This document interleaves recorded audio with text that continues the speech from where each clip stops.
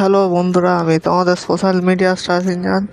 আজকে ঘুম থেকে একটু তাড়াতাড়ি উঠেছিলাম, কারণ আজকে কলেজ যাওয়ার আছে, তো বেরিয়ে পড়লাম ব্রেকফাস্ট করে কলেজ যাওয়ার জন্য। তো এসে এখন কলেজ যাচ্ছি। দেখতে পাচ্ছ রোদ যাচ্ছে, আজকে যা গরম আর রোদ ছিল। কারণ এই আউটফিট আমার, তারপর পৌঁছে গেলাম কলেজে। দেখতে পাচ্ছ কলেজে আমি ক্লাস করছি। আজকে সেই বিকেল অবধি ক্লাস আছে, তো ক্লাস করতে থাকি। ক্লাস করতে করতে কখন টাইম কেটে গেল, তো বিকেল বিকেল বেরিয়ে পড়লাম বাড়ি যাওয়ার জন্য।